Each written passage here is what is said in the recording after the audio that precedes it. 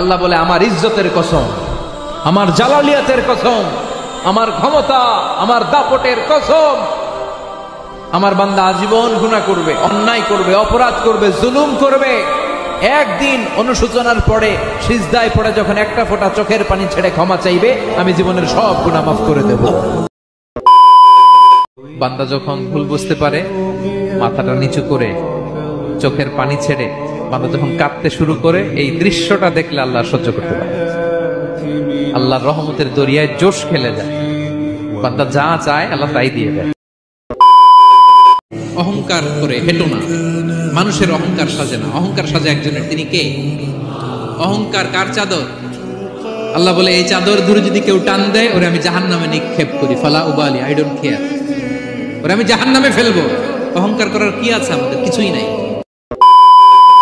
জীবন এটা সহজ নয়, জীবন চলার পথ সহজ নয়, এটাকে সহজ করে নিতে হয়। কখনো সবর করে, কখনো ক্ষমা করে, কখনো অন্যকে ইগনোর করে, কখনো দোয়া করে, কখনো আল্লাহর উপর তাওয়াক্কুল করে, ঠিক কিনা? সিজদায় পড়ে আল্লাহরে বলবেন, আল্লাহ এই পৃথিবীতে আমি ছাড়া তোমার গোলামের অভাব নাই, কিন্তু তুমি ছাড়া আমার দ্বিতীয় কোনো রব নাই। কিয়ামতের আগে সমাজের সবচেয়ে বড় চোর, বাটপার, বদমাশগুলো নেতা হয়ে যাবে। তাদের নেতৃত্ব মেনে নিতে হবে বাধ্য হয়ে। ভয়ে লোকজন তাদেরকে সালাম দিবে, অন্তরে তাদের জন্য কোনো ভালোবাসা খুঁজে পাওয়া যাবে না।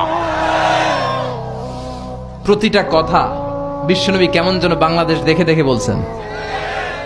চিল্লা এখন ঠিক কিনা? কুল্লু নাফসিন যায়িকাতুল মাউত, অর্থাৎ প্রতিটি আত্মাকে মৃত্যুর স্বাদ আস্বাদন করতে হবে।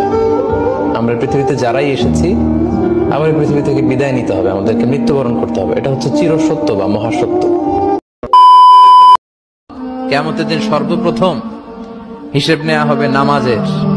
নামাজ, বিশ্বনবী ইন্তেকাল করবেন, রূহ বের হয়ে যাচ্ছে, দুই তিনটা শব্দ বললেন, এর মধ্যে একটা ছিল সালাত। সালাত, উম্মতেরা নামাজ, নামাজ।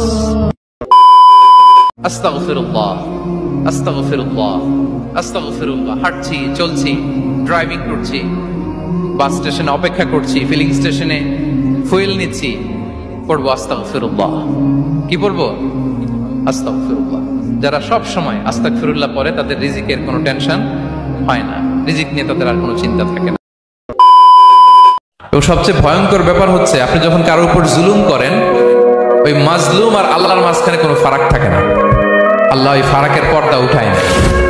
খবরদার, মজলুমের কান্না কখনো বৃথা যায় না। জীবনের কোনো না কোনো সময়ে এর প্রায়শ্চিত্ত আপনাকে করতে হবে। জীবনের কোনো না কোনো সময়ে এর প্রায়শ্চিত্ত করে আপনাকে